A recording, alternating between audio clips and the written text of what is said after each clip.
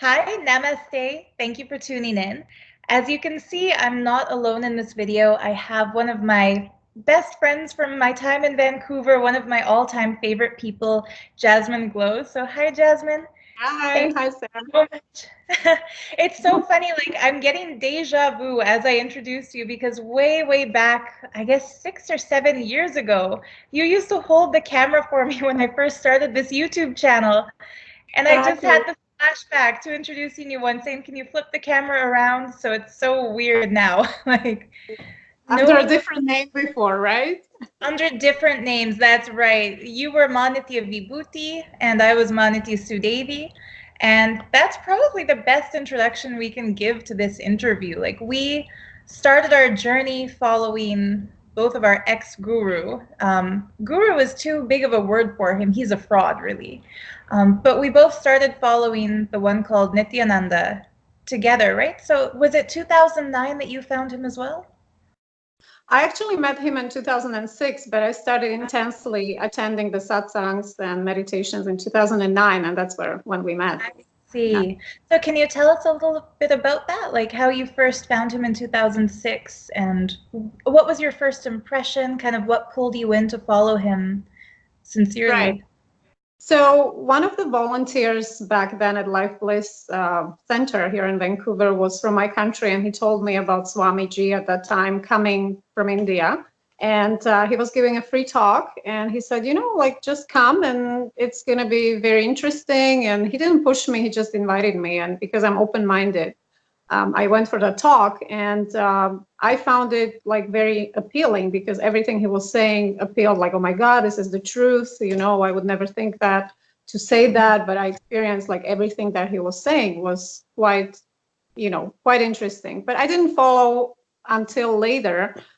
When I had like a crisis in my life. I was in a relationship. It was very emotionally abusive, and I was in depression, and I was kind of like looking for answers in my life. And that's when I remembered my friend again. Is like, oh, he goes there and he meditates with this guru, right? So I started going to Life Bliss Center in Vancouver, and Mhm. through the meditations and the satsangs that were being played, I started finding answers, and it basically pulled me in through connecting with the community, and the hope that I will find a resolution to my depression at that time.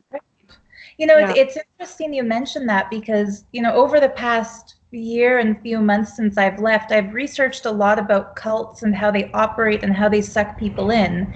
And it's a fairly common experience that when people go through an illness or a breakup or, a major life change, so they're looking for answers, anyone who comes along and declares that they have, the source to universal wisdom will be likely to listen and believe them because that fills the need that we have within us. Yes, So it's like a vulnerable time. And, at that time, like the first book I came across was Guaranteed Solutions, which you will probably remember. It was like mhm, the Bible at that time. And it's like, these are the guaranteed solutions for life. So exactly like you're saying, we were looking for, solution to our crises, right? So most yeah, of the people who were there for the reason. So yeah, remember. I agree with you. Yeah, so I mean, whether we were seeking enlightenment or a lot of people I remember in those early days would go because he initiated people into what he called Nithya spiritual healing. And the first program I personally attended was Kalpataru in 2009 in Vancouver, and I remember you were there. I think that might be when Yeah. we first met.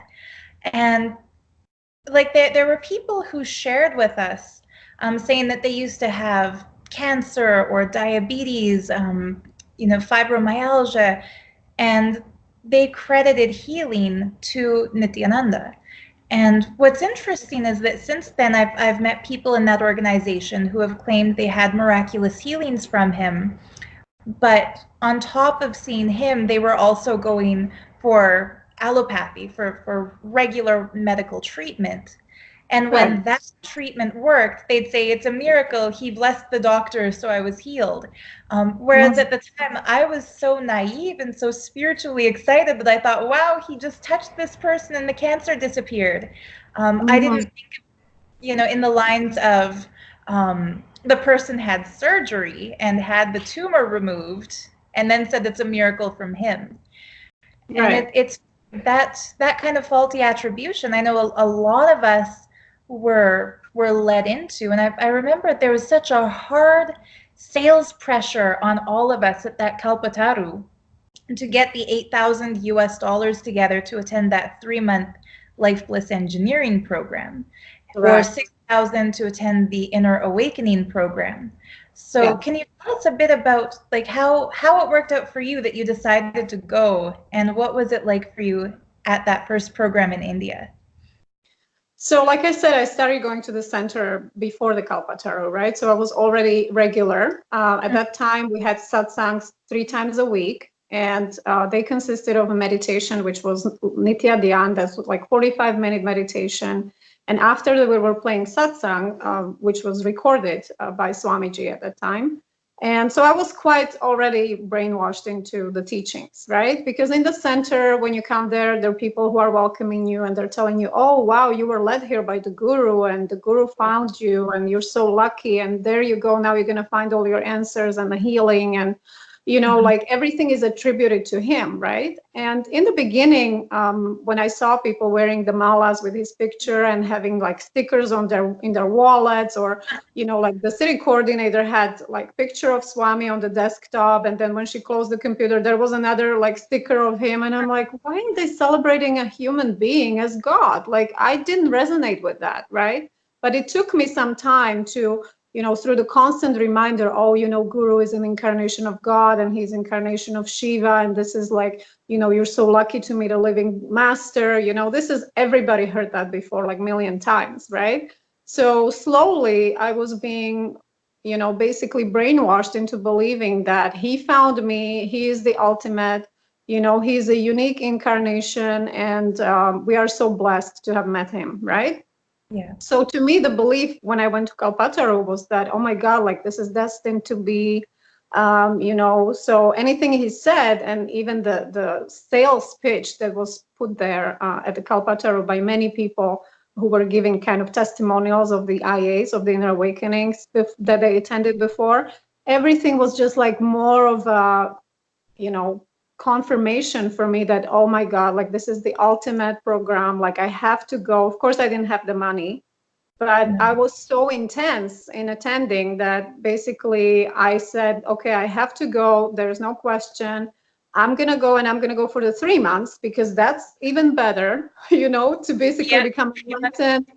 Yeah, and to have the bioenergy and everything like into an enlightened being, into living enlightenment and stuff like that. So what happened is I went to work the day after and I told my boss, I need to go to India for 3 months. And he almost like choked.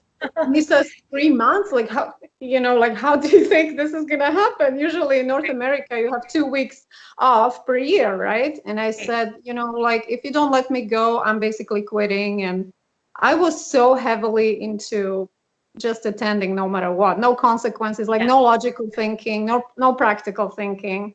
Yeah. So I was super lucky because my boss really valued my work and liked me as a team What were member. you doing? For those who don't know, what was your job? Because they might be thinking, you had a flexible, nice work environment. No.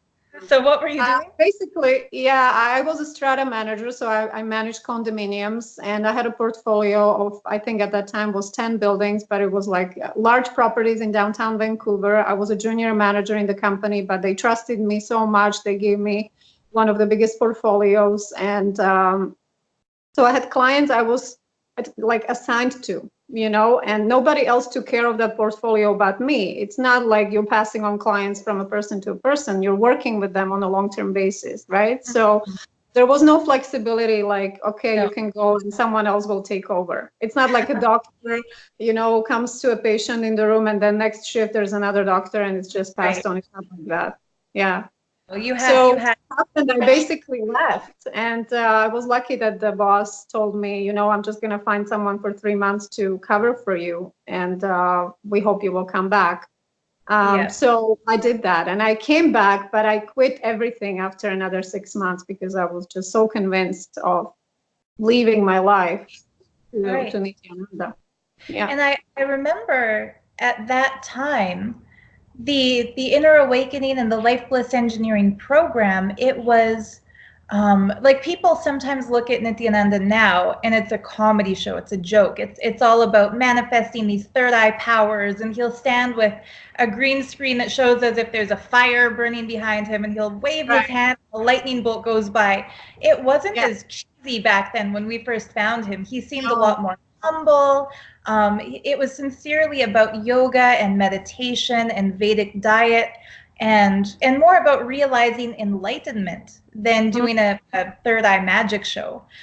So I remember you really well from that program, and I remember one incident specifically that I kind of wanted to bring up in this video, where we had been taken to the Kaveri River for something called Kumbh Mela South, which is Yes. not to be mistaken for the main Kumbh Mela that happens every 3 or 4 years in North India.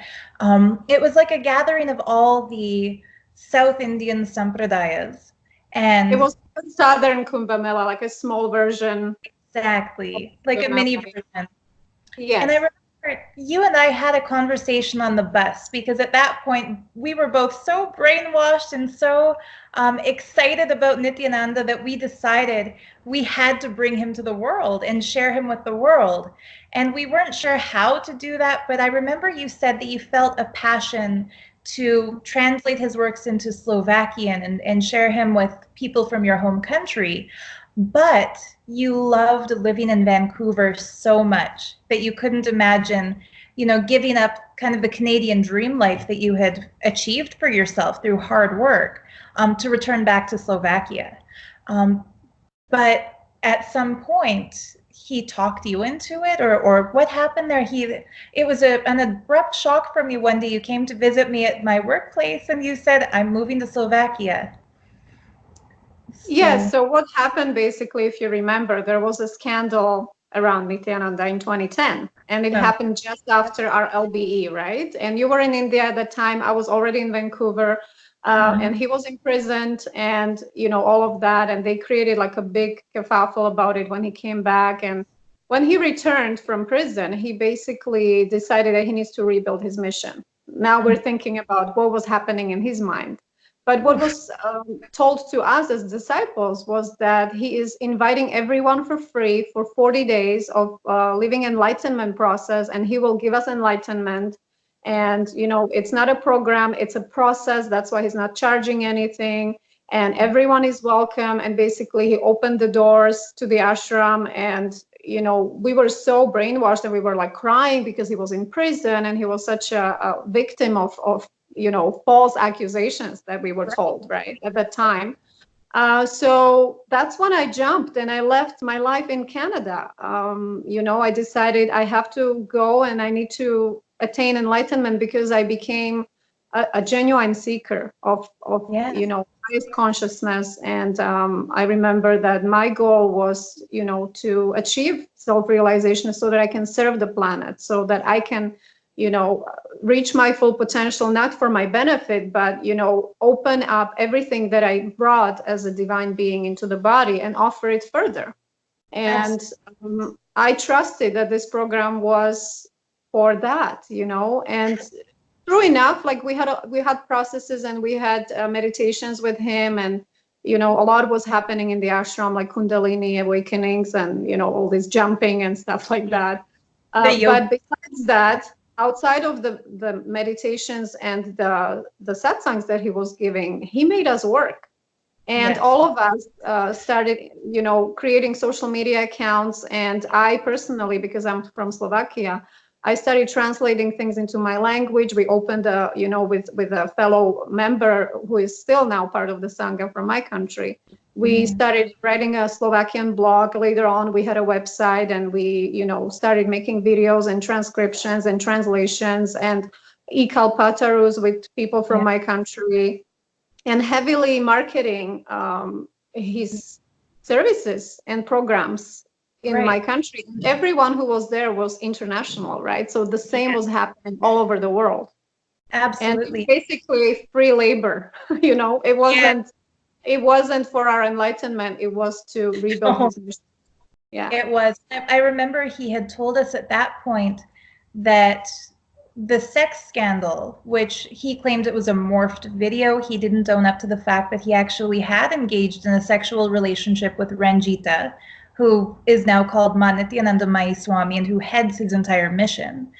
Instead, he claimed that anti-Hindu elements had made a morphed video and that actors had played the two of them and their faces got superimposed on top. And we have to remember, back in 2009, there was no technology for what's called deep fakes, where they can take actors or actresses or famous people and make it look like they're in a porno. This predates that technology. So forensic experts and videographers have unanimously agreed the video is real. But because of the information control, we were told they're liars, they're paid anti-Hindu elements, the paid media has paid them to do this. And so it was easy to believe what he was saying because from our previous programming, we believed he's giving us enlightenment and he's healing people and he's made such a huge impact on the world positively. Right. We believed he was the incarnation and he was a guru that would never harm or, twist the truth, right? So from that deep belief and the deep devotion that we created towards him, even though we had suspicions, like I personally, when I saw the video, I'm like, oh my God, like it looks totally real. It's him, every movement, every smile, every turn, his body language. There is no way this is morphed. But no. I just turned off my critical thinking and in good faith, in trust in the highest, in my guru, who is the highest incarnation of Shiva. I dismissed all that. You know what I mean? So yeah, that's an important self-observation to make, that you turned off your critical thinking. Because I don't remember whether it was you or somebody else from Vancouver, but in one of those programs, somebody kind of elbowed me and say, look, he's winking at Ranjita right now. And he would very obviously flirt with her from the stage. We all pretended not to see it, or we tried not to see it because we wanted to believe in his innocence. And I remember another one of the things people there would say to us, they'd say, it's a Leela, it's a divine play. He's deliberately making it look like he's engaged with her just to test your devotion. And the moment I want to say too, like a lot of fellow devotees at that time and volunteers who were more kind of, possessive of him, they noticed that behavior because he was obviously flirting. They were having, like the love talk and the, kind of like sexual tension wasn't, you cannot not observe that and see it, right? So some of my friends at that time who were more jealous, they were like, this, like, I can't understand, what is he doing? Like, they were hurt, but at the same time they still went with the belief he is an incarnation, like you're saying, that this is probably just a Leela and we have to overcome our own incompletions rather than look at it as like, hey, what's going on here? For sure. And I mean, I was also one of those jealous people back then, but instead of getting mad and thinking, why is he doing that? I was in total denial and thought there's no way he could be doing that. And it's an interesting thing that you mentioned how many people were jealous. It wasn't just females, it was also males. And there's a trained hypnotist who's made videos about Nithyananda. And he said that he actually uses hypnotic methods and sexual suggestions in the way he flips his head and the way he winks at the camera from time to time. He's mesmerizing people into feeling attraction for him, even though they would never normally be attracted to him in their right mind. And it's interesting because I specifically during that program LEP, I remember looking at him at some points and thinking, it looks like he's greased his hair. Did he dump a bottle of olive oil in his, like he looked bad. And I would question myself, why do I feel attracted to him? Because he's not the type of person I would be attracted to physically. Right. Especially when his pot belly would kind of show under his kavi, or he would come onto the stage with greased up top of his head and then frizzy hair popping out underneath. And I mean, no offense to people who like that style, but he couldn't really pull it off. Right. So did you also find yourself feeling like maybe questioning what is it about him? Did you ever have a moment where you wondered, what's the draw? Why am I so after this man? I honestly didn't. To be honest with you, I was so devoted and I so trusted him that I didn't question. And sometimes like with this scandal, for example, I had this intuition that the video might be real. But I tried to suppress it and I tried to never question because we were told it's the worst karma when you question a guru, when you go against the guru, when you even think against the guru, it's the worst karma and it's really hard to get over that karma. And nobody can burn it for you. Even the guru cannot burn it if you go against your own guru. And he was threatening us with that all the time, So I didn't try to question. And this is basically what brainwashing is, when masses of people follow a leader or teachings or beliefs, and they don't question anything. They just go like sheep and they follow the masses. And when you have any problem, you silence that in your minds, you suppress it, and you basically don't want to run into trouble. And I didn't question it. I honestly did not. I had no critical thinking for a long time.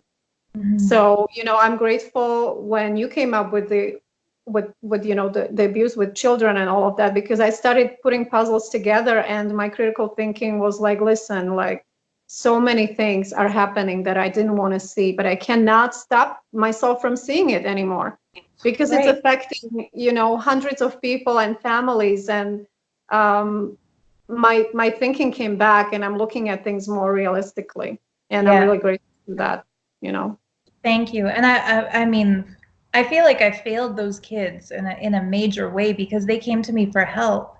And the very next day, Ranjita had them sent right back to the ashram. And I know for a fact, both of these kids, their parents are so brainwashed that they have become cogs in that machine. Even after I told parents the abuse, the horrific abuse their kids experienced, instead of asking the kids, do you need help? Would you like me to put you back in regular public schools? Would you prefer to stop following this man who abused you? Instead, the parents just completely, they didn't even deny that the incident happened, but they went into a defend the guru mode. Because like you said, it's fear programming. If you commit murder, Sadashiva can still liberate you, but if you commit Guru Droha, even Shiva himself can't help you. It's a complete control tactic. And I think a lot of people see a lot of red flags, but they ignore those red flags because they're afraid of committing this Guru Droha. But I'd like to get back to your story here. Like after LEP, all of a sudden, you started planning a move back to Slovakia, to your home country, and you were given tons of responsibility in the organization. I remember you were teaching yoga on stage when I went to volunteer in 2011. And I remember seeing how, overworked and sleep deprived you were. And I remember you had said before I showed up to volunteer, you warned me and said, be prepared for nothing but white rice for breakfast, lunch, and dinner. So how did all of that happen? How did you take up that huge responsibility of country lead for Slovakia and the main yogacharya at that time and staying in Bididi? I think it was my passion for, spirituality, spiritual truths, and yoga, because I loved yoga before I was involved with Nithyananda. And I also, I studied as a teacher, so I have a teacher personality. I wanted to pass on, the amazing truths that I was learning about. And I wasn't thinking about myself. And basically what happened to me with time, as I was living this kind of lifestyle, like you said, in the ashram, we weren't provided proper food. There was, like we were calling it rice and just soup, right? Because it was rice and sambar without any beans, without any dal, without any protein, 3 times a day. And there was nothing else, So the only time I had proper food was when I was translating in Inner Awakenings, which I did probably 10 inner awakenings. So when these programs were happening, we had access to the amazingest food because that's how it was presented to the newcomers, right, to the program. But as soon as the programs were over, the residential, volunteers or ashramites weren't given any proper food. And I remember when you were there, we were running to a store secretly, twice a week to buy at least some peanut butter so that we had some protein. Peanut butter and bread, because in those days yeast wasn't banned yet, and we would sometimes buy fruits and vegetables because we were never given fruits, never given raw vegetables. I would usually show up at the ashram with a stockpile of goji berries and vitamin supplements. Yeah. Nuts and seeds to have something healthy. Yeah, exactly. But what happened with time is this lifestyle depleted my health, and I ended up with a burnout at the end because we weren't sleeping and there was work 7 days a week. There was no such thing as vacation. I remember I took off 7 days one time, and I visited my sister in Malta. And, I was highly devoted, like I was still wearing the mala and, taking pictures of the mala on the vacation. But I felt that it was highly disapproved of, that, I allowed myself to take 7 days off, from all the hard work. And it's just impossible to follow that kind of a lifestyle. Absolutely. And I mean, Nithyananda would even make fun of people who want to take a vacation. He'd say it's escaping. You're escaping your life. You're escaping your responsibilities. You'll be more depressed after the vacation. Exactly. So he would work people to the point of burnout and then forbid them from taking a vacation. For example, residential ashramites or people who take brahmacharyam or sannyas, who wear the orange or the maroon colored cloth. There's no question of asking for a vacation. It's not allowed. And I mean, people have asked me, why didn't you just go and take a vacation anyway? It's because the ashram compound has barbed wire fences going around the entire perimeter. There are armed guards at the gate who have, batons and nightsticks, and they will not physically let you leave unless Nithyananda gives the approval, which he wouldn't do. So, but for you, even living in Slovakia, even as an outside volunteer, not being paid a salary by the organization, you still have to work to support yourself. Plus, you're doing 7 days a week, probably more than 8 hours a day volunteering. Even for someone like you, I remember it was a thankless job. It's not like he would ever say, "Thank you so much for working for my mission." I was there once visiting you in Slovakia, and I heard one of the meetings among international coordinators, and people were flat out yelling at each other. Why haven't you brought more people? Why is this not done? Why is there not yet a temple built? There was never recognition for what you did. It was more like being scolded and bullied for what you hadn't done. So, that must have been emotionally heavy. Yes, it was. It was very damaging, and it accumulates with time. It starts as a huge passion, and you are just like flying on clouds because in the beginning he tells you, "Oh my God, what a great job you're doing," and take an example from her or stuff like that. But later on, there is only more criticism, and the quotas for you to fulfill are increasing all the time. And he basically forced us to declare unimaginable numbers. Like, for example, inner awakenings were happening several times a year. And for each program, we had to declare numbers that are completely unrealistic. So what do you mean, for people who don't know what it means, declare numbers? What do you mean by that? Okay, so he said we had these meetings, Sangha meetings, which were called SMKT. It's basically a structure that he created of Shri Mahants, Mahants, Kotaris, and Tanidars. It's a top to bottom structure. And I was at that time a Mahant, which is like the second highest from the top. And I was in charge of Slovakia naturally, but also I had Australia, New Zealand, and Germany as a coordinator. And we had these meetings every day. And because of me being a Mahant, I had to have personal meetings with all Kotaris and Tanidars that were underneath me in all the other countries. And if you can imagine the time differences between, I was in Europe and the meetings were held live from India. So I had to wake up at 3:30 a.m. For the Indian meeting, and then to change my time zone to, talk to the New Zealand and talk to Australia and talk to Germany and basically harass them to declare numbers. And the declaring numbers is that Nithyananda told us, you have to declare how many people you will bring to the next inner awakening.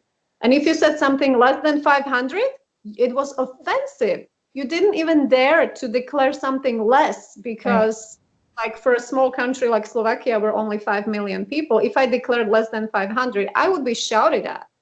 So we were forced to declare numbers that were completely unrealistic. And then when we couldn't reach them, we were heavily yelled at and being called stupid dogs and donkeys and useless and criticized by the Sri Mahants that were above us. And they were telling us to put more pressure on people underneath us. And I hated that structure. It was abusive to me, and they forced me to be abusive to others. And that's not what I signed up for. It was really, really hard.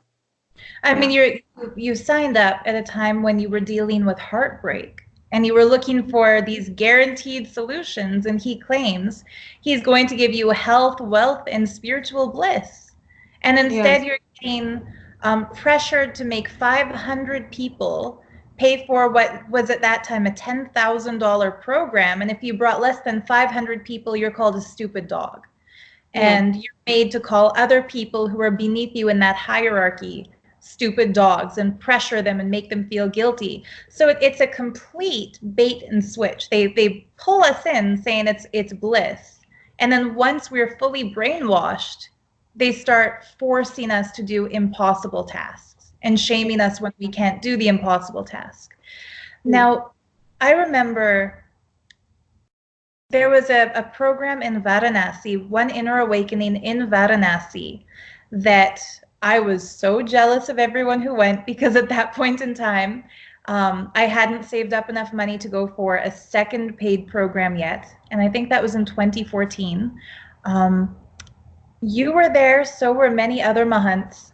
And after that program, you decided to leave the organization. What happened at that inner awakening? So again, I was a volunteer to many inner awakenings, and as a translator to people from my country, I was basically sitting and simultaneously translating his whole day, which sometimes was 12 to 16 hours. He was dragging the days very long on purpose so that the participants wouldn't sleep and they would become sleep deprived. But it was made to look as, we have all this full-on program with so many happenings.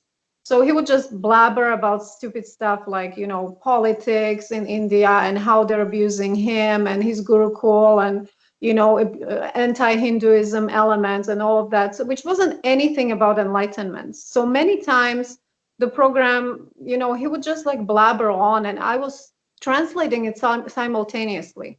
Now, to give you an example of professional translators, they are probably translating not more than 2 hours per day, because simultaneous translation is very heavily exhausting. It's taxing on your mental, on your cognitive system. You have to pay like 100% attention. When the speaker talks, you're immediately talking. And, I had groups of 10, 15 people in those programs, and they didn't speak any English. So I had to be there 100% for them during the breaks, during when they were purchasing their malas, when they were going to the kitchen and requesting something. I was getting to the point of complete exhaustion where I just couldn't take it anymore. I fell sick on many of these programs. I remember in Varanasi, I was so ill from the food that was served in like a separate area that was not inside the air-conditioned hall. It was based in under like a tent in a really warm, place. Oh, I remember it. Yeah, all the foods and everything. I went to the Varanasi IA, and I think it was 45 degrees Celsius, which is about 110 degrees Fahrenheit. And the food was kept there, yeah. So I had, like some kind of an infection, diarrhea, and one day I just couldn't get up from my bed. And on top of that, Nithyananda was still making these SMKT meetings. So before the program started, after puja and satsang, there was a break where people went for breakfast. But as Mahants and Kotaris, we had to stand back and sit in the meeting in this SMKT, Mahant Kotaris Tanidars abusive meeting, where we were yelled at for, declaring other numbers for the next program. And so you're working more than a full-time day. And for those who have never been to an awakening, when we say participants are sleep deprived, what that means is the program might start at 4 a.m. with the yoga and go until midnight. So it's like a 20-hour workday for you. And you're live translating, which means you can't zone out. If somebody's listening to a speech and it gets a little boring, they can kind of nod off for a minute, think about something else. But when you're doing real-time translation, you have to be word for word on what he's saying. So on top of all that, when there's a meal break, you're called into the green room and then yelled at and called bad names because you haven't brought more people to the next paid program.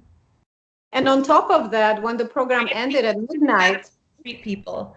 When the program ended at midnight and everybody was sent to the hotels, we were summoned for another meeting with the Shri Mahants. And, us Mahants were being yelled at till like 3 a.m., 2 a.m., 3 a.m. meetings. And, when I look back, the only purpose for that was to keep us sleep deprived. We were sleeping for 2-3 hours at the most. And like you said, the day at the time was starting at 5 a.m. So it wasn't 4, but it was 5 a.m., which is amazing, 1 more hour of sleep. But for us, I needed to wake up at 4 because I had to take my shower, put on my white sari. We had to wear saris at that time. It was like the dress code, it was not acceptable that you would wear something than a beautiful sari with a huge mala, like those Mahant malas, like heavy rudrakshas. And, put on a makeup and get ready for translating again all day. And at the end of this program, I went back to Slovakia and continued for a little while with more SMKT abusive meetings. And my health was just I had no energy. I could not continue with the exhaustion and also the emotional trauma that was happening to me. It was getting just unbearable to me. So that's when I said, okay, I woke up one night from the sleep, like sat up in my bed, and I'm like, I have to quit. I cannot do this anymore. And that's when I made the decision. Wow. And what happened? Did he let you go happily? Did he say, all right, good, my blessings, live the rest of your life in peace? How did Nithyananda react? Because I want to let viewers know, at that point in time, you were one of the most quote unquote successful of the Mahants. You were bringing people to every single program. You were constantly active. You brought people into the SMKT structure. You engaged with those who were beneath you. To those on the outside world, I remember once in a satsang, Nithyananda even praised you and said, she is the best, most active. If everyone was like her, my mission would be a success already. So it's not like you were kind of a faceless volunteer. You were at that point in time one of his top people. And now, how did he react when you resigned? So basically, we as Mahants and Kotaris and Tanidars, we had to send all these reports every day of what all we were doing. And we had to document every hour of our day of, what Sangha activities we were doing and how were we enriching. Enriching means selling the programs to others to bring them to inner awakenings. And when I decided to quit, I sent my report as an email to Ranjita, who is Nithyananda Mai, saying that I am so sorry, but I cannot continue in this position, and I will, pass it on to whoever will take over, but I am not well. My health is deteriorating, and I have to quit. And the response that came was first, oh, why don't you take like a few weeks to think about this? And, we had too many meetings lately, and I know it's been hard, but we're gonna lessen the meetings. And basically they came up with promises of we're gonna have less meetings, but it wasn't about less meetings. It was about the whole lifestyle of, forcing people to sell programs to them and, not sleeping and yelling at Kotaris and Tanidars.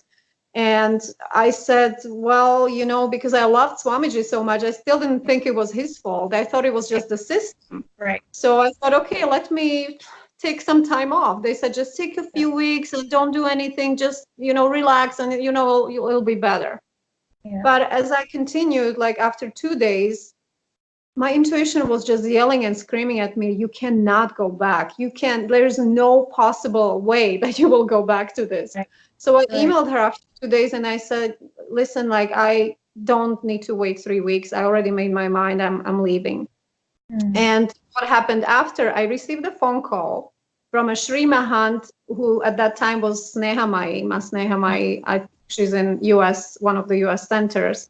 Okay. And she used to be the one who reprimanded everyone who wouldn't, say the right words sometimes at the meeting. You would speak your mind or you would make a suggestion to the Sangha, to the structure about something. And that was not allowed. There was no place for, comments, for feedback or anything like that. So she was the Sri Mahant who would reprimand everyone who wouldn't behave. So they asked her to call me and to basically straighten me up. When I answered the call, I said, I'm sorry, I'm not going to talk to you and I'm not going to talk to anybody. I made my decision and that's it. I'm not, I was quite brave at that time because they didn't expect that I would stand up to them so strongly. Very few so people. I said that. It didn't end there. They tried to buy me. I received an email suggesting that they will pay me to stay back and that they will be giving me money for continuing. And I declined. I just simply walked away and I walked away silently. And I even said, I'm sorry, I am surrendering my Mahant Mala and I will pass on all the information to whoever takes over, but I'm done. See, I think you just confirmed a suspicion that a lot of Nithya's critics have, which is that he pays people or bribes people to work for him. And I kind of want to clear up the rumor. So until that point in time, you were not being paid by them. And I was supported in a way that, after 3 years of volunteering, Nithyananda realized that I'm bringing value to the organization. And they said, we're going to support you. Tell us how much are your expenses for your rent and for food in Slovakia, and we will cover that. So for the last 2 years, I was being just paid for my expenses, but I still had to teach yoga and, try to make some money on the side if I wanted to travel anywhere or go to India. That wasn't covered. So it's not like I was getting a salary. I was just being, supported to survive. Of course. Yeah. So if they're covering rent and food, but you have to pay for your own plane tickets every time you go and voluntarily do translation, it winds up breaking even. And I can say a lot of people who see this interview who are currently full-time dedicated volunteers to his organization who are not being supported, this is going to hit them really hard. Because I can tell you, I lost $20,000 of my own money to that organization, $8,000 for LBE, $12,000 for Sadashivoham, which he made me pay for even though I was already an Adinavasi at that time. And I was never supported. And, they have the audacity to accuse me of speaking out against them for money, while a lot of people who were critics of those of us who were there accuse me of having earned money. Like some people have even, spread a rumor that I was paid 20% of every person I enriched for Inner Awakening or for the December programs, which is simply not true. When I left that organization, I had a negative bank balance because of all the flights I had to book for myself. And it's taken me this long to almost dig myself out of that debt that his organization put me into. So I think it's interesting they thought they could buy you and they thought they could bribe you by offering you, cash incentive. But one of the biggest ironies that I notice is that Nithya tells people, don't be in the corporate world, because if you're running that corporate rat race, even if you win, you're still a rat and it's going to make you stressed out and you have to answer to a boss. The biggest irony is that he treats his volunteers worse than any corporation treats its paid employees. Like if you had gone the line of being a CEO at that point in time, you would have had more sleep and, of course, tons more money and probably a lot less stress than you had being a mahant. Exactly. Like it's most of all, I think, our biggest value is our family and our health. And, Yeah. this cult disconnected me from my family and took away my health because I suffered through, the emotional abuse, a lot of stress, which burnt out my adrenals, and the diet that was so low on protein, Right. like furthered that, and it took me 4 years to get better. Yeah. It's been a long healing journey for me, and it's not worth it to have your health destroyed. And when we were talking about Nithyananda being such a great healer, when I had these problems in the ashram and I was so energy deprived and I was teaching yoga live on stage in the ashram, and you know that because you were there, Yes. I asked him in every morning darshan for healing. I said, I am exhausted, Swamiji, can you please heal me? And he would just like give his hand on my head, and he never healed me. He never helped me, and my work and dedication didn't heal me. And, I know many people who were hoping for healing, but they not only didn't get healed, but they also died. There were several people that I know personally attended inner awakenings for healing their terminal illnesses, or, like he said, he can heal cancers because he will just infuse you with bliss and, all of that. I have a couple of friends that their family members passed away because they believed in the healing. So, and it didn't happen. So I don't know why people are claiming miraculous healings, because many times we can heal ourselves with our own faith. And in my personal case, and I know in cases of other people, they not only didn't get healed, but they got worse. Right. So I highly doubt this claim. So, I mean, the of healing. Yeah. Yeah. For me, I had a very low prescription for glasses growing up. And I remember in one of the first yoga sessions in our 2009 LBE, the Yogacharya told us we could set a sankalpa or a yogic intention and heal ourselves through the movement of the yoga while holding that intention. And by doing that, I mean, to this day, I haven't needed to wear glasses. And I attributed that healing to Nithyananda. But in retrospect, I never asked him for healing. He didn't touch my eyes. He didn't tell me to put away the glasses. It was really that yogic sankalpa. And so I see what you mean about how people can heal themselves, but it gets to be really dangerous if some man is claiming he can heal cancer, and then a terminal cancer patient, puts all the doctor's advice aside, travels to India, spends, $10,000 or more, and then dies at the end of it. That is just sad. He is a con artist, and he is swindling people out of their money and their lives. And like you said, destroying the family relationships, that's another terrible angle. About the place being a cult, that becomes painfully obvious in retrospect. But I know you had friends from Slovakia who realized it was a cult almost instantly when they went to the Kumbh Mela in Ujjain. So maybe if you can tell us a bit about those people and what they experienced. So we had a big following in Slovakia. We had like 3 active satsang centers, and many people were coming to the satsangs, even though they couldn't afford going to the program, right? So it's very expensive for people in my country to pay $15,000 or even $10,000 for a program. So there were several people who dreamed about going to India, but they just couldn't afford it. So when Kumbh Mela was announced, Nithyananda said, okay, all of those who haven't done inner awakening, they can come earlier before the Kumbh Mela starts, and I will spend personal time bringing them up to speed where others are going to start, and they will come later on. So many people from Slovakia traveled to India because basically they only had an expense for the flight. And they were relying on Nithyananda, putting them up, feeding them, and, taking care and giving all the initiations and, all the powers and everything that he was promising. So what ended up going on, what happened is these newcomers were used as volunteers to build the campus. and they had no place to sleep. They were, basically sleeping in a huge tent. There were no facilities, and everything was dirty and dusty. And, they were preparing the stage for, all of the masses that attended in their awakenings before, and, building the campus for them. Yeah. So when Kumbh Mela started, yeah.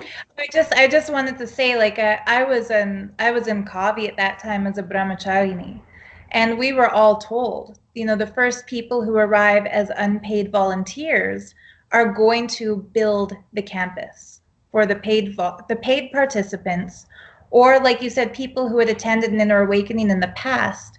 So if somebody had paid 10 grand for one of his programs, or if they paid 4,000 for the Kumbh Mela, then they got a bunk bed in a dorm. But if they came as a volunteer, they had blankets on a dirt floor, no pillows, no mattresses.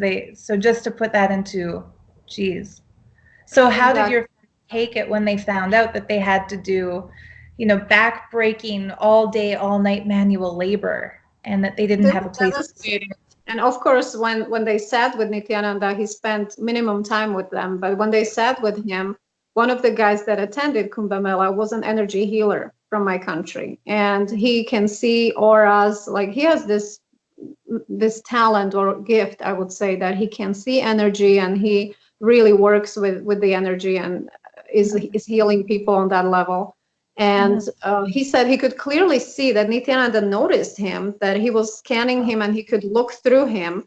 And he was doing all kinds of like hand movements and sending like, with those kinds of looks, like smirky looks, and like trying to send energy, like, he plays with his hands all the time.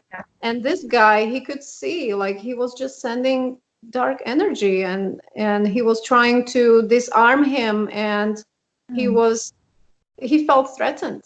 And what ended up happening with these friends, it was a bunch of them, they ended up running away. They just, they were watching the gate because the gates were guarded and nobody could escape. They were watching when the guards were either entertained or moved away, and they ran away from that. Wow. And imagine going as a volunteer to somebody you put all of your love and trust into, who you believe is an incarnation of God, and a Swami and a renunciant, and then you get there and he wants to work you like an indentured servant. And they couldn't just leave. Like you said, they had to watch for the guards to change shifts or to move out of the way. So they literally made a run for it. Yes. Wow. And I mean, I told you I'll have to make a video on my channel about that, because the Ujjain Kumbh Mela in 2016, that was the first time I was in Kavi. I also left at the end of that program because it was not any easier for those of us who are ashramites and adinavasis than for the volunteers. Yes, there were several people who ran away, even devotees who dropped him then and there. Like I have a friend here in Vancouver, I'm not going to name, but she was so devoted, and she attended one of the inner awakenings in December and paid, $15,000 and indebted herself. And she ran away from Kumbh Mela and threw the picture and never came back. Like she never looked back after all the abuse that was happening there. And I mean, on the topic of abuse, and we'll get into it later, what happened in Gurukul.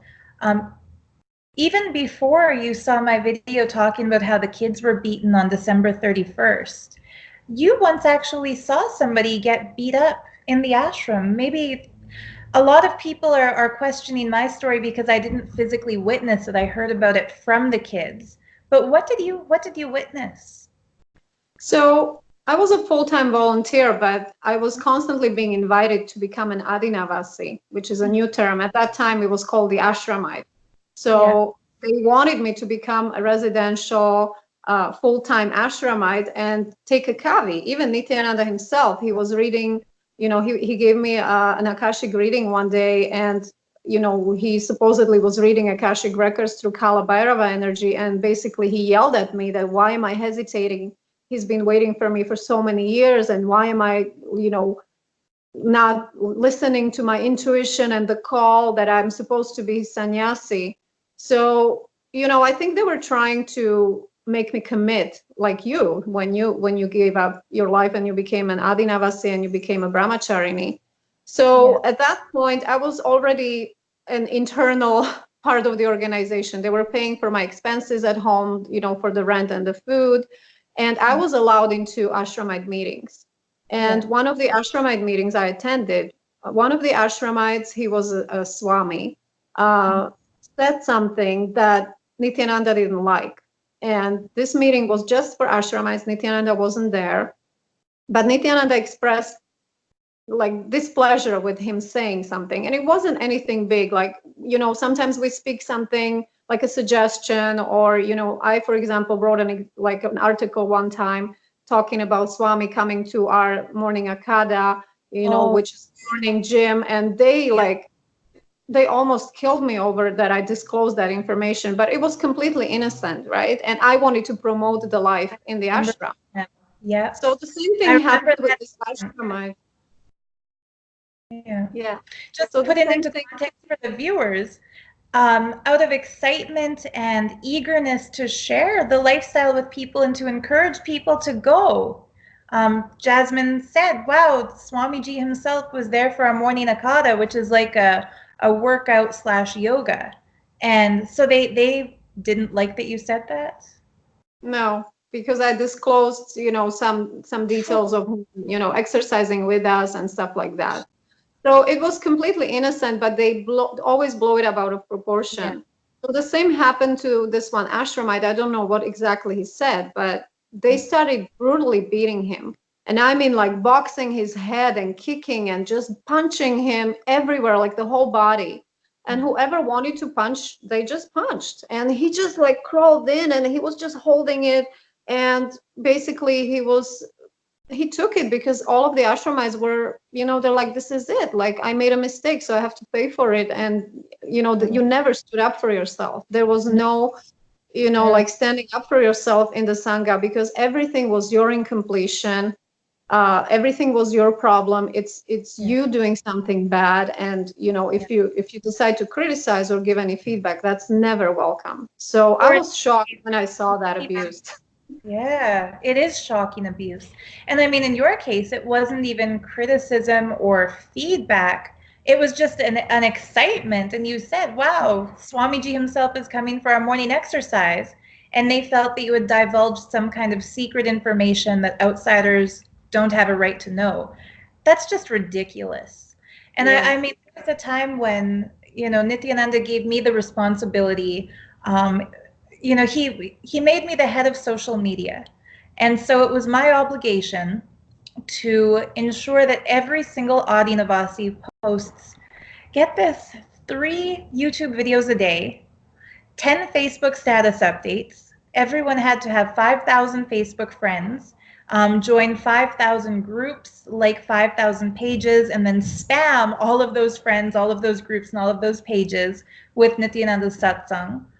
And I mean, these are people who already have between, I would say, 16 and 20-hour a day work planned out for them, plus the morning routine. We had barely 2 hours for sleep. So on top of all that, they were supposed to make 3 videos a day and do all the social media stuff. And at that time, he gave me his Twitter account, his Facebook public figure page, not his personal profile, just the public figure page, his YouTube channel, and Instagram. And I was supposed to take direct quotes out of his satsang and post it on all those 4 platforms, plus follow up with everyone that they were doing their own posting. I remember he called me once, and this was kind of when the honeymoon period of my time in the ashram came to an end. He called me and he yelled at me and he said, "You stupid, bloody, arrogant fool, how dare you post this as my status on Twitter?" And I asked him, like, what did I post? It's verbatim what Swamiji said in satsang. And he said, "Idiot, don't you know outsiders won't understand the context?" And he said that word in a way that just shook me. And he said, if you take he doesn't pronounce it, he'll say verbatim. If you quote Swamiji verbatim, people don't understand. And he started yelling at me for not paraphrasing and explaining what he meant. Whereas the exact instruction I was given was, do not change a word. post it as he says it. And so they'll give us these crazy instructions. They'll say to do something, and sometimes even if you do it exactly as you were told to do it, you get yelled at because, you know, he's not an intelligent man as much as people give him credit for. He's not the smartest. He does say things that are incriminating during satsang. Like he'll go off on a rant about Shri Shri Ravi Shankar, and then he'll realize that man is more popular than he is, so he'll have to backtrack and say, edit that out, don't put that online. Or more recently, he said that anybody who questions him is a violent, vomiting, masturbating troll, and that they're going to masturbate and die. And so anyone who's not a brainwashed minion of his cult, if they hear, you know, this so-called enlightened master just called his critics violent, vomiting masturbators, they'll know he's a fraud, and he's violent, and he's angry, and he's malicious, and he uses foul language. So I can only imagine whoever has taken over those social media accounts now, if they posted a direct verbatim quote from his satsang saying, you know, bloody fool, if you question Swamiji, you're a violent, vomiting masturbator, he'll lose all of his followers. But but the unfortunate truth is that they have posted it, so it's a good joke actually to see what kind of level of spirituality is being, you know, passed on by Nithyananda. Well, he is turning all of his disciples into versions of himself, and that's part of the brainwashing. And for me, like I was already seeing so many red flags. For one thing, his sexual abuse. I had witnessed him involved with other women, including a married lady whose husband is also in the Sangha, and I don't know whether he knows about it or not. They are two of the main people in charge right now, a husband and a wife. And I have seen Nithyananda kissing the wife. And also a Purna sannyasi, and he sent very sexually suggestive messages to me and to, you know, another lady from Spain who everyone kind of knows about because she showed off those messages to people. It was a red flag, but he has a really strange way of convincing his victims that we are incarnations of Devi and that he's awakening our Shakti. So I was able to ignore that abuse and think, okay, well, maybe he's awakening the goddess quality in all of these women. Who am I to judge? But it was really when the kids cried and said that they were being sleep deprived and starved and beaten. You know, somebody told me recently, I was talking with a psychologist about this, and she said that a lot of times when you personally are getting abused, it becomes so normalized because it's your own experience that it can get progressively worse and worse, and you don't even realize it. But the moment you see somebody you care about get abused, it kind of snaps you back into reality. I think for me, that wake-up call was hearing these two kids in Toronto tell me how they had been beaten and tortured. Really, sleep deprivation is a form of torture. And they had water torture. Any kid who fell asleep would have a bucket of water poured on their heads. Like imagine sitting on a stone floor for 5 days straight, no sleep. And if you start to nod off, somebody dumps cold water on your head. That woke me up, and I see now more and more people are also coming out. And I'm just, you know, I want to mention, if there's anybody watching this who has also been in the Nithyananda cult, if you're starting to realize, holy shit, we were deceived, we were abused, financially exploited, forced labor by going to programs as a volunteer and then finding out that means no sleep, constant work, getting yelled at. And I also want to mention, it wasn't just the physical labor, like building the Kumbh Mela tents. It was also really high pressure call center like slave labor on phones. Like people would be given a list of 5,000 phone numbers and told, call everybody on this list, make them all come to the next inner awakening. And then if they don't get those people to sign up and pay, they get yelled at. I remember before one inner awakening, I was in India, and they were doing this huge enrichathon, it was called, for the next inner awakening. And a bunch of people were closed in a welcome center, which you know where that is. They had their little, you know, big room with tons of desks and computers and phones, and they were not allowed to leave that center not even for toilet. Like they had toilet inside, they were brought food inside, they could not leave, they were sleeping on the floor. And as soon as they woke up, maybe they slept for a couple hours, or I don't know, maybe not even that much, they were on the phone calls calling people, and they were not left out of that room for probably 2 weeks. And we were volunteering, and we were like, oh my God, how are these ashramites handling it? And Oh, Nithyananda would say, this is the biggest transformation that's happening in the Welcome Center. And I think it was the first program where they had probably 1,000 people attending for $15,000. So there Nithyananda made $15 million on a program. But what happened before, nobody knows that. These people, these ashramites, were tortured in one room. There wasn't nothing for them. Like, they had no blankets, they had no pillows, they were sleeping literally on the tiles. There was yeah. no air conditioning. There were just huge fans, and they could not move from that place for 2 weeks. So imagine that abuse. And it's still going on today. Like you're talking about seeing that in the Welcome Center years ago. It happened throughout my entire time in that cult. A really brave guy named Federico from South America, he was there in Kavi for 5 months. He Mm-hmm. recently made videos, some in Spanish, some in English, sharing what he experienced. And, there was a time that they were locked in the top floor of the dorm, Mm. where it was dust floors, unfinished concrete, open windows.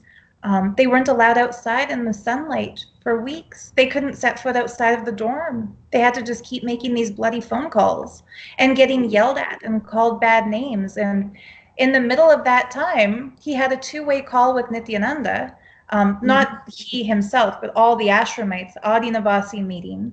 And Nithi bragged to all of them that he can kill people through black magic, and that this is a siddhi that he'll give to his disciples. He'll transfer that power to them. So he is abusing and torturing people. And, the reason I want to mention this is that yesterday I watched a video with another expert in cults, and she had said that, in POW camps where prisoners of war are kept, one method used by the enemy army to brainwash people is sleep deprivation and torture. And that the more they're sleep deprived, the more they're yelled at and abused, the more they are starved, the more they become dependent on their captors. And it's Mm. ironic. You'd expect it to be that the better somebody treats you, the more you'll want to please them. But in fact, psychologically speaking, the worse somebody treats you, the more you feel you want to prove yourself to them and earn their affection and earn their trust and earn blessings and rewards from them. So what he's doing is essentially a form of brainwashing similar to what would be done to a prisoner of war. He's torturing, sleep depriving, keeping people captive until they surrender everything, including their common sense and rational thinking skills to him. And I mean, it happened to me, it happened to you. We came out of it, which is a good sign that anybody can come out of it. But it's hard to come out of. And especially because like the reinforced group of people around you are all so conformed to that system that, like you said, you don't think to fight back if you get jumped by people physically assaulting you. You don't think to defend yourself. It happened to me one night after like weeks and weeks of 2 hours sleep maximum. I got cornered by Ranjita and a lady called Ma Priya, a married lady whose husband is also there. And they cornered me and kept me for like 3 or 4 hours, telling me how low my consciousness is, how low my inner space is, how terrible of a personality I had, that I would never be enlightened, that I'm stupid, that I'm arrogant. And basically, they just badgered me until I finally cried and said, "You're right, I'm worthless, I'm useless, I'm incomplete, I'm this, I'm that. What do I do to complete?" Basically, they verbally assaulted me until I begged them to tell me what should I do. And this is a tactic. Afterwards, Ranjit actually said, "Please don't hold it against us. We didn't do this, because we wanted to. Nithyananda told us to." Mhm. And This is anybody, exactly, yeah, what happened to me when I published that article. They made me feel so guilty, and I was yelled at by so many people. And yeah, afterwards, when the crisis was over, these these ashramites came to me and they said, I'm so sorry. Like, it wasn't personal. I was told by Nithyananda to do this. I had to yell at you. Like, I didn't want to, but I'm so sorry. No. So exactly what you're saying. That's the technique that he's using. Yeah, and this is why a lot of people say, okay, the problem isn't him, the problem are the people around him. It's his sangha, it's his disciples who are bad. His disciples don't make a move unless it's instructed by him. They do not have the freedom to make decisions for themselves. Everything that happens in his organization is either his instruction or something the person asked him for approval to do. Nobody does anything unless he tells them If to. you do anything out of your own thinking, you will be severely punished. So you don't dare to think for yourself. That doesn't exist in a cult. So yeah. So it's just, thank you so much, Jasmine, for talking with me about all of this. And I can see so much of a change in you from the time when you were the great Mahant Ma Nithya Priyaswarupananda. And I mean, back then you were Priya Swarupa, I was Swarupa Priya. So I've always felt so close to you because our spiritual names seem to be like mirrors of each other. But now it's like you've got your life back. You're glowing, you're radiant, you seem happy, like genuinely happy for the first time in years. And just I'm so grateful that you're also opening up about all of this. Was there anything else you'd like to share with the viewers that I haven't asked or?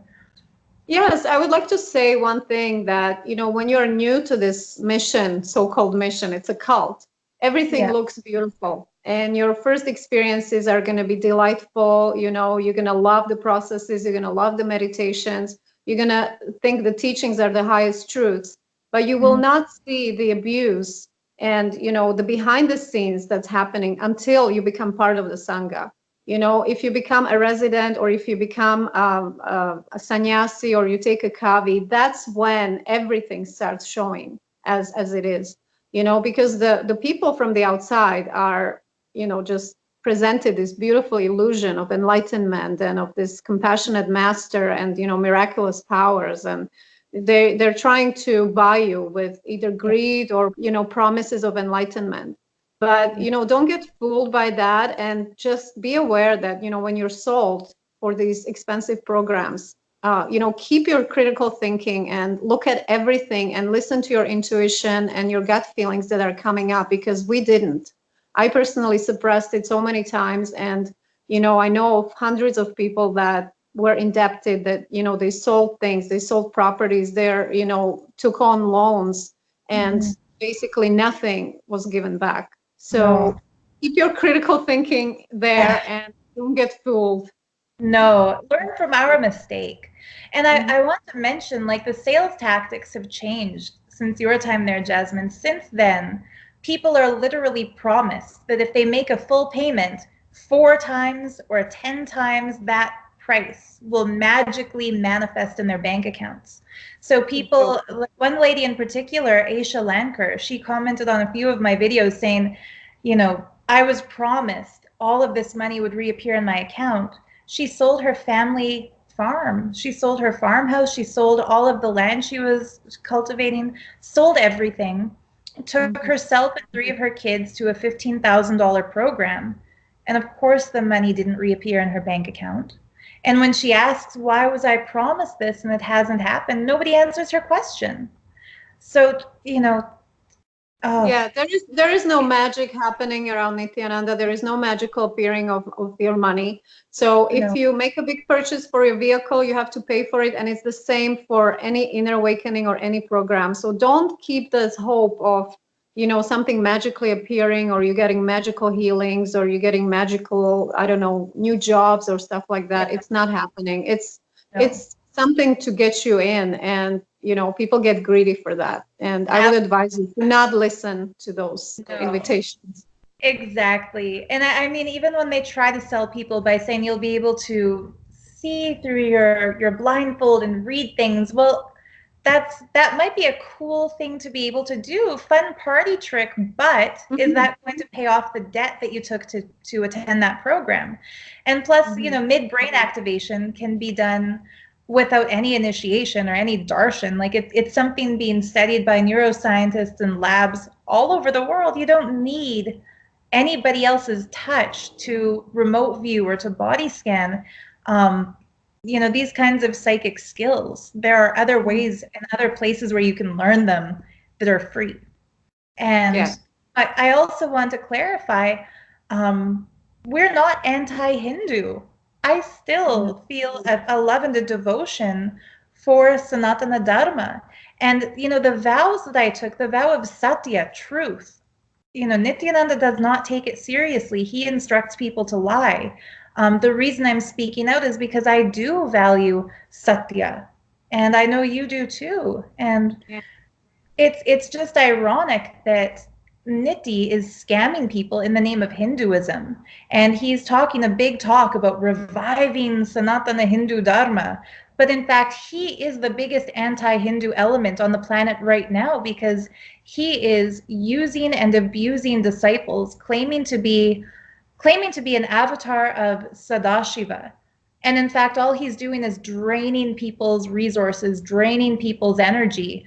A true avatar or a true guru would be focused on what he can give to people, not what he can get from people. And, somebody brought up a beautiful story from the life of Ramana Maharishi, the great sage from Tiruvannamalai. There was a disciple of Ramana Maharishi's who got kind of disgruntled and left and wrote a book about why Ramana Maharishi was a fraud. And I don't think Ramana Maharishi was a fraud. I want to say I think he's a true saint. Somebody asked him, what should we do? Like, this disciple wrote a book denouncing you.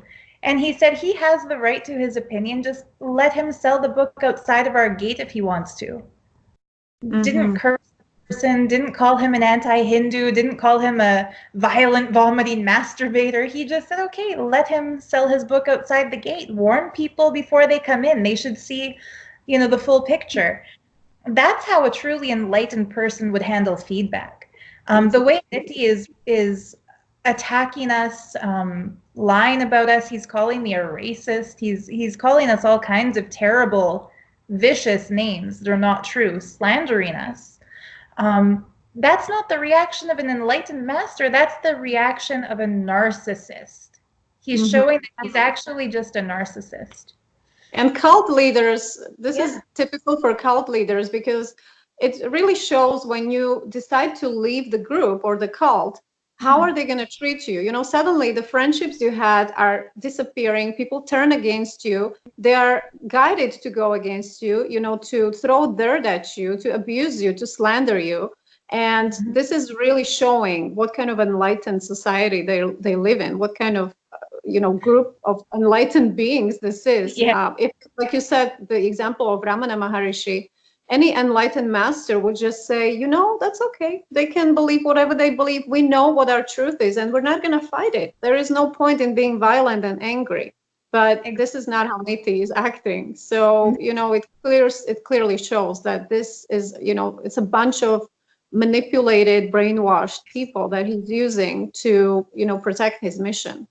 Right. And hopefully not for long. He's standing trial for rape. He's ran away from India. He's hiding out somewhere in South America, probably still Ecuador. At some point, he is going to be in prison. I just hope that before more people get abused and worked to the point that they're sick and financially destitute, hopefully they'll also get the chance to wake up and get out of it.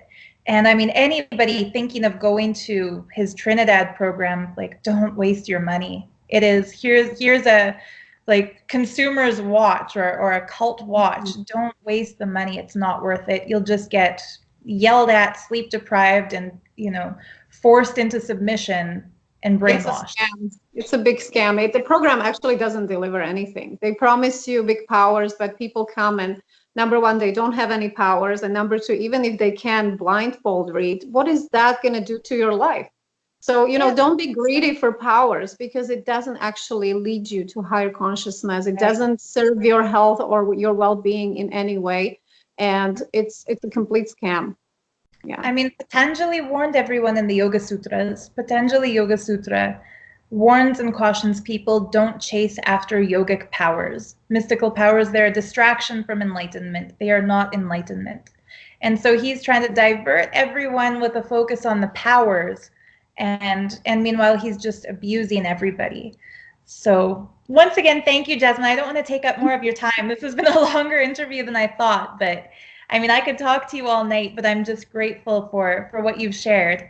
And yes, thank you for inviting me, and I'm happy that I could share. And I hope that we will protect some people from making the mistake that we've done. I'm sure we will. Thank you so much. We'll see you. Oh, wait, one last thing. Special request from a lady that we both first met as Gita Priya, whose actual name is Joanna. She asked me right before this interview if I could just clear up the whole stupid thing about Bishop Ralph, because you're my witness in that whole stupidity. Yes. At the time when he dragged me into that One in God organization, it was his instruction or his plan. He claimed that I was this mother of unity and that I was born to unite Hinduism and Christianity. He told me that people had to worship my feet in order to achieve that. And since then, people like Drida, the blissful athlete, who I hope wakes the hell up soon, are claiming that I tried to start a cult and that I tried to make people worship me and that I was abusing people. I just want to set the record straight. You were with me at that time. You met him. You saw his messages to me. I wasn't trying to start a cult. I basically got sucked into two cults at once. Exactly. I was that gullible, and I was that... I think they call it magical thinking, where somebody is ready to believe something mystical that people tell them. He pulled me into that. And I remember you asked Nithi, like, what should we do about this? He is constantly pestering us. And he told you, not ignore him and block him. He said, what? Enrich him, make him part of Sangha. Yes, he said, make him part of the Sangha. And he basically didn't say, don't engage in this. And Ralph Napirsky was a con artist who tried to, use you because he found you on YouTube as an eloquent speaker. And he has a private agenda that he's continuing to push for. He is, he has some kind of relics that he's saying are, original relics that he's trying to sell all over the world for huge money. And he was trying to use you for selling and, for creating an amazing image of his church and his, One in God mission, by feeding you this dream of, you being the mother of unity and Nithyananda is the father of God and you're going to unite the world under their, this umbrella. And, we were sold this stupid lie. And, I asked Nithyananda because I didn't know what to think of it. And he's like, make him part of the Sangha. He never told us, if he's such an enlightened being, why didn't he read that he's a con artist? Why didn't he warn us to, run away? Right. So, and the other thing is all of these stupid things that Ralph was planning. And I just want to clarify, I don't think Ralph is an enemy. I think he genuinely believed in his One in God mission.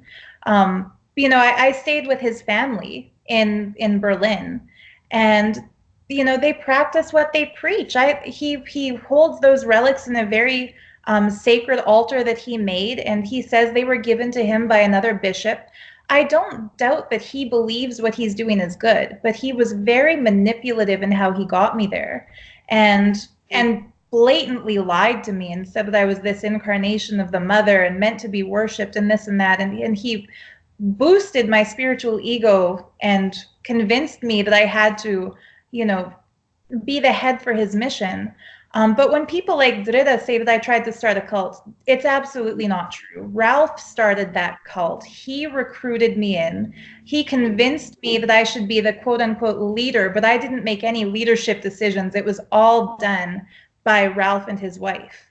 And he basically also used Slovakian Sangha to promote his One in God. He basically wanted you and me to use the followers that we already had in Nithyananda Sangha for promoting this One in God, unity of East and West. And Nithyananda didn't warn us. He just okay, make him part of the mission. So we didn't know.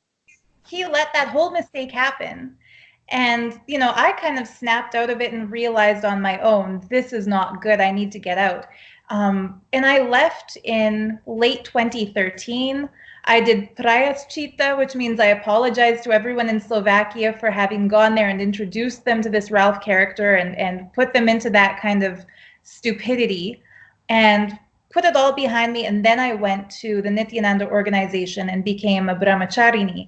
So I really feel like we've both woken up out of two cults. And it's just ironic that one cult is now using the other cult to try to denounce me when in fact they were allies from the beginning. I was like a victim to both of them.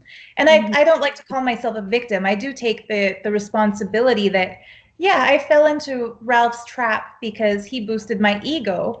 But that was it. And I'm not a Christian missionary. I've never been a Christian missionary. I do not believe in one in God. I don't practice Christianity. I still consider myself Hindu, but not in any way following the fraud, Nithyananda. Yeah. So and I know you for a long time. Yeah, we've been friends for a long time, and I know that you're a genuine spiritual seeker, and I am too. I consider myself a Hindu, and I have a deep connection with Shiva and with Devi and all the avatars, the real ones. So in no way are we anti-Hindu, and we're not trying to denounce Nithyananda for our own pleasure. We're just sharing our own experiences. And, I think it's time that people drop the fear of Nithyananda because he cannot harm us. Our experiences are genuine experiences, and we have a right to share what we've been through and, talk about the abuse, because I was keeping silent out of fear. And most of the people leave quietly because they're afraid of attack. And I think it's time to stop that and, speak up. Actually, thank you for mentioning that because, since I left, two people, Sundareshwara and Priyamaya, have falsely accused me of sexual assault. And I have very good friends of mine who have been molested by Nithyananda, who were blatantly told if they speak out publicly and if they tell people how Nithyananda had sexually abused them, there are already kids in the Gurukul ready to falsely accuse them of sexual assault. And this is their pattern. Anybody who speaks out against this organization gets falsely accused of something, whether it be people like Vinuta and her husband who pulled their kid out of the Gurukul, and Marion Braun, who used to be the head of the causing team, used to be Puriananda, and Ashim from New York, a brilliant CEO who was a devotee, and Jordan Lozada, who used to be Datananda Maharaj. These 5 people were really key and instrumental in helping a lot of others wake up, because behind the scenes they were saying, hey, this abuse is going on. People are getting beaten. Animals are getting abused in Goshala too, which just breaks my heart to learn about that. The sexual abuse, the violence. When the Adinam caught wind of the fact that these people were blowing the whistle, they accused all of them of having a drug smuggling ring, which was stupid because we know these people, they are intelligent, educated, devotional individuals who put everything they had into that mission.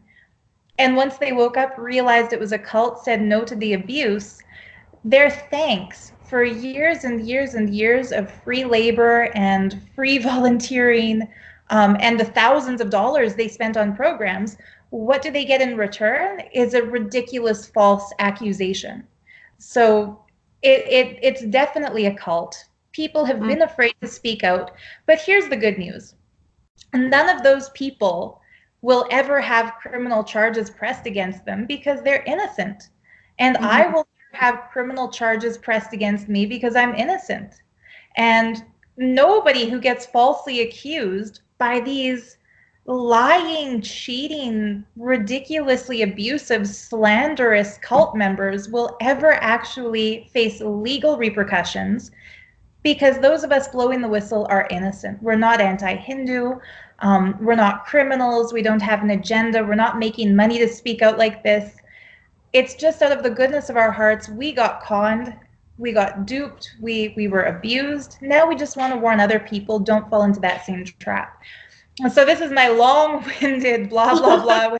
If you got abused by Nithyananda or the Nithyananda cult and you're scared to speak up, don't worry. The worst thing they can do is make some badly photoshopped memes that make you look like an idiot, which is what they've done to me, or they can falsely accuse you of something that you didn't do.